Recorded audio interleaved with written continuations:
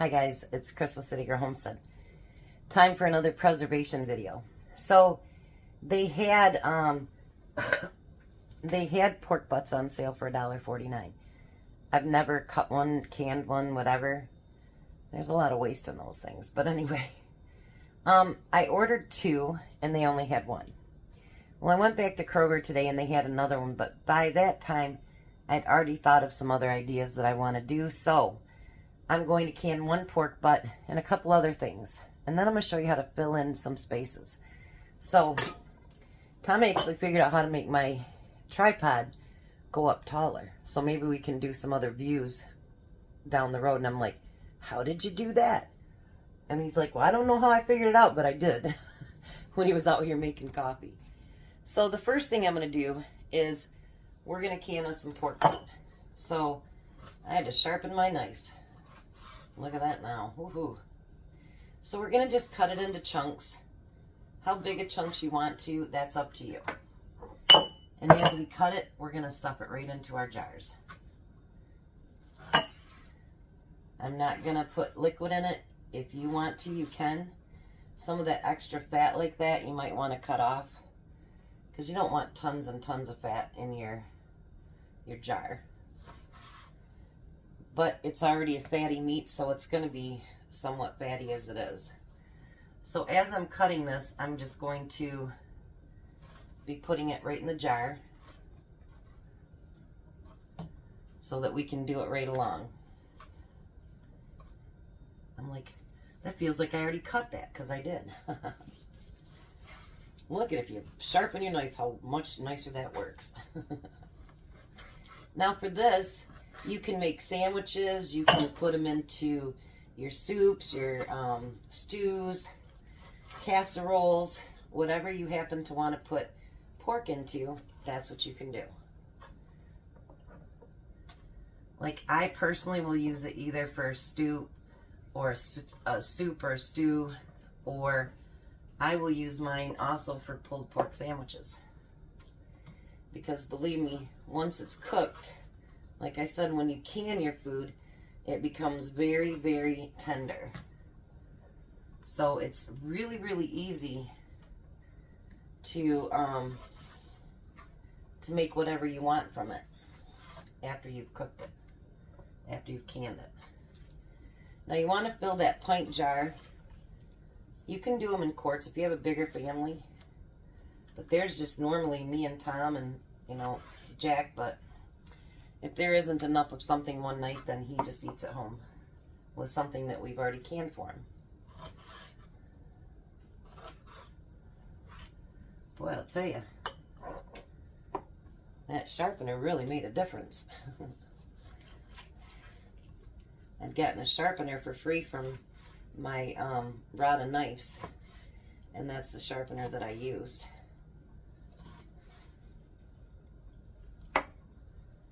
I'm not sure how much I'm going to get out of this.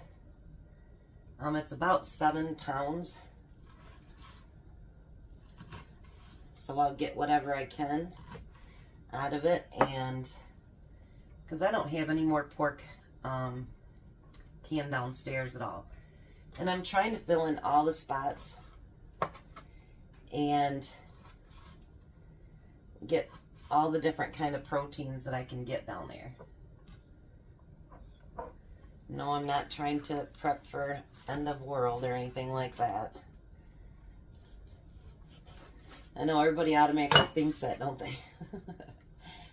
When you prep like that, they're like, yep, she believes in doomsday. Well, I'm sure there might be a doomsday someday. Not know if I'll see it, but I'm sure there will be someday. But my biggest thing is, since what happened, you know, down with the hurricanes and everything, the floods, that really made me want to step it up to make sure that we're not put in a situation where we don't have food. And I know, like with Tom, you know, we had every week he would get 20 hours of overtime. Now he went to none. So there can be a big change in the income that you make. And if you can get things on sale, like I say, I've never bought pork butt, but I assume $1.49 is pretty cheap. I mean, any meat you can get for $1.49 to me would be a pretty good deal, I think. All right.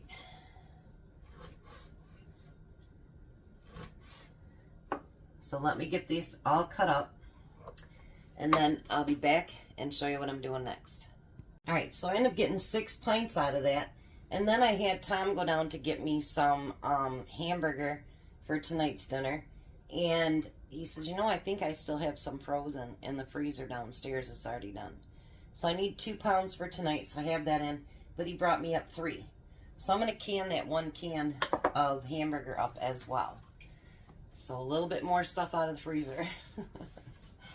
So what we want to do with each of these is, even though, I've already washed this area, but even though we're just not adding liquid, we still want to pack that and make sure that we get all the air pockets out. It just makes for much safer canning, and you don't want anything that's not safe.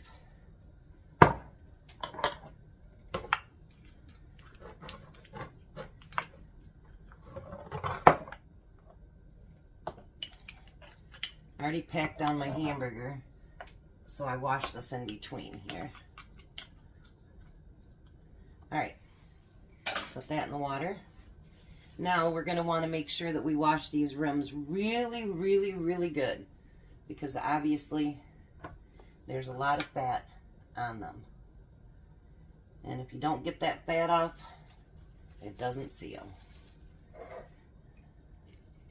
And I don't know about you, but I already have my plan for the week on what I'm making, so I don't need to change it because something didn't seal.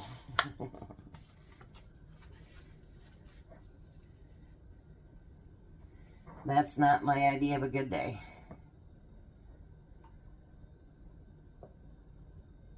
And see, there's pieces of hamburger because I didn't use a funnel. I just poured it into there. So we're going to wash that one just a little bit better. We're going to wash along the outside on it too. Alright, and then we're going to put our lids on. Now my goal is, because I'm using my bigger canner, I could have done this, you know, and just had that be enough. But I wanted to use my big canner today. So we're going to, my big canner will take 20 regular size pints. So obviously there's only 7 here, so we're going to do something different today too. Something I've never canned before. And it's going to kind of be just a, can I do it? Alright, so let me put these in there, and then I'll be right back. So now remember, a few weeks back, I bought the big packages of kielbasa. I love kielbasa. I do. And so I looked up to see if it could be canned. I bought 2 big packages. I'm only going to try one. If it turns out good, I may do the other one. So this one will be for, like, when I do a soup with kielbasa in it, or I just want to brown it a little bit, whatever, it'll be ready. It's already cooked, so, I mean, it's going to be great. And I'm going to cut it into the chunks like I would was I putting it in a dish.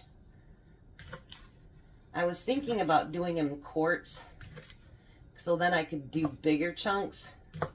But then I thought to myself, you're just going to cut it up when you get it out of the can anyway, because you want it in certain chunks. You know what I mean?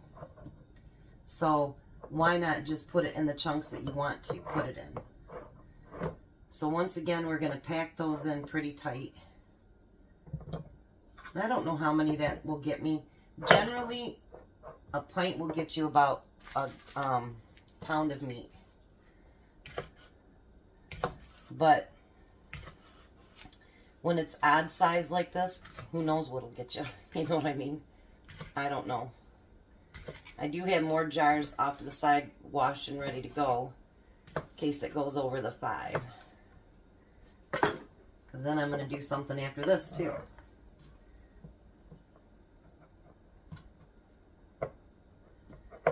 But I got to thinking about it because we did that with the one things for Jack, and I thought, well, why wouldn't it work for kielbasa?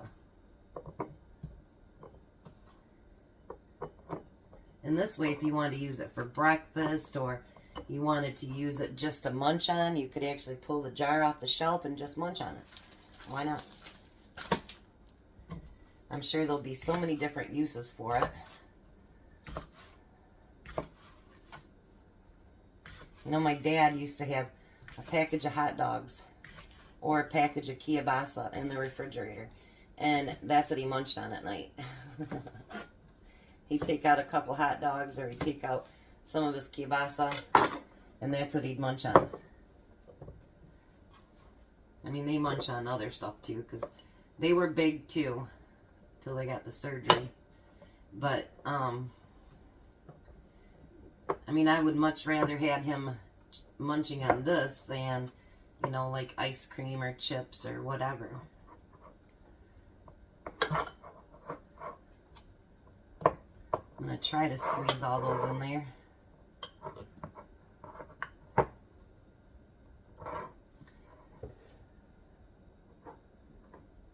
I didn't get my hair. I'll just use something different.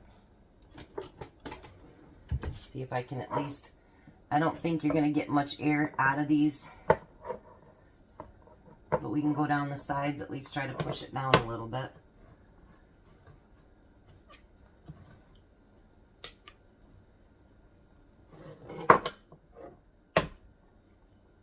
I can't wait to see what this looks like canned. I just wanted to make sure it was something that you could can before I did it.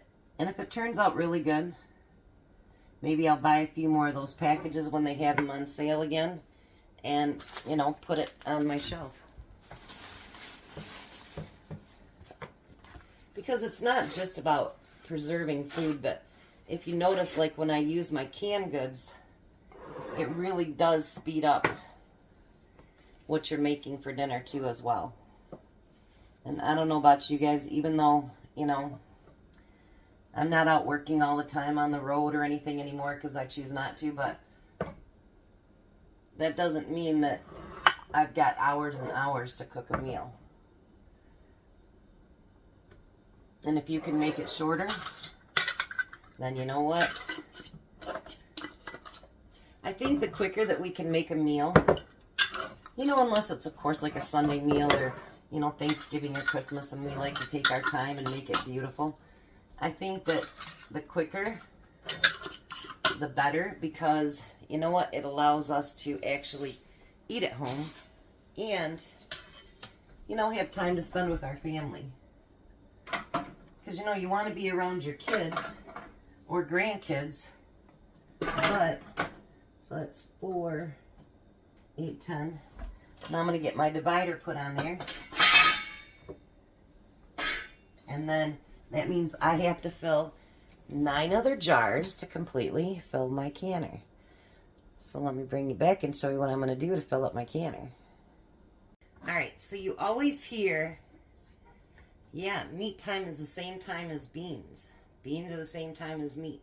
So, I've heard people say, we should just fill your canner up with beans. So, I am in need of pints of pinto beans and of white beans. But we're going to do pinto beans today. I have a bunch of them in quarts, but sometimes you need just a pint of them. So it'd be like one of your 15-ounce jars that you get at the store.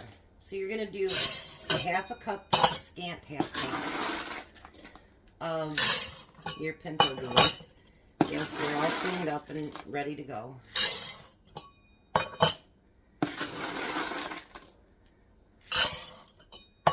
I'm not pre-soaking them, nothing like that. Some people call it Rebel. But a lot more people are doing it. And I noticed that some people say that they don't get soft when they do it.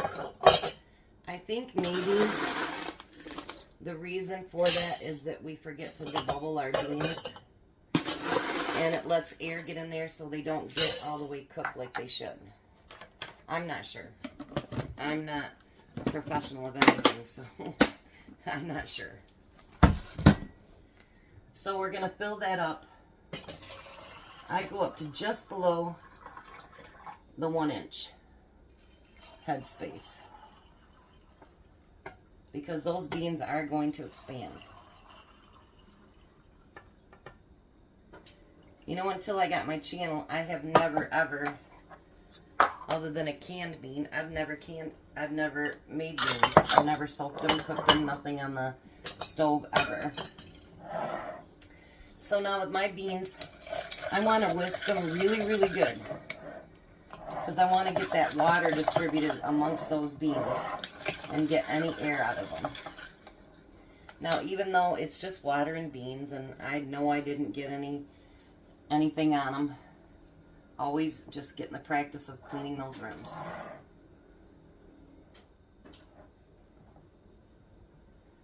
And then we're going to put the lids on them. Everything in my canner is cold, so I don't have it on warming up. Nothing else. Everything is absolutely cold. Alright, so let me get those filled up and then I'll be right back. Alright, so now I've got all 9 pints of my pinto beans in there. So that means that 11 pints of meat is going in there too. So that's a whole lot of different meals. So now I will make sure that my vent pipe up here, that will vent for 10 minutes. And once that does that, I'll put my jiggler on and I will set my timer for 75 minutes. Again, for you newbies, let that pressure come all the way back down. Let the canner cool down a little bit. Do not take it off early because it'll cause stuff to siphon. And I experienced one time, because I got too excited, and it broke a jar. And believe me, you don't want it to do that. You don't want it to do that. So, excuse me. We're finally getting that stuff to break up, I think. AJ sounded better today, too. He's got a field trip, so I'm glad. I love my new stove. Be for the first time canning on it, but these grates are really, really hard to keep clean. Real hard. Like, way harder than my other ones. My other ones have, like, a clear coat on them. These do not. If anybody has a stove like this, let me know how you keep those grates clean, because you're not supposed to put them in a dishwasher either. So, yeah, let me know. So I'm going to go and clean 7 quart jars for tomorrow, because the next 3 days I'm going to can meals in a jar. It reminds me, I need to take the meat out for tomorrow. It was a special request from a while back, and I'm going to go ahead and do it now. And then Thursday is a request from someone else that I make up something, but I'm not going to use hamburger, I'm going to use sausage. So I'll give you just that hint. And then Wednesdays is actually going to be, it's going to be a recipe from Miss Lori over at Whippoorwill Holler. And every recipe I've ever tried of hers has been amazing. And so I'm going to try that and see how it turns out too. So I do watch other people's channels. So we'll get this fired up and going, and I'll be back when they're done. So there it is. There's my pinto beans, my 1 hamburger. There's the kielbasa. That looks good. It's still boiling a little bit too. And there's that pork. Usually the water doesn't, or the juice doesn't cover over the whole entire thing, but that pork must have been really fatty, because every one of them, it covers the meat. So there we go, 20 more meals. Stack it to the rafters, guys. You guys have a blessed day, be a blessing, and see you at supper.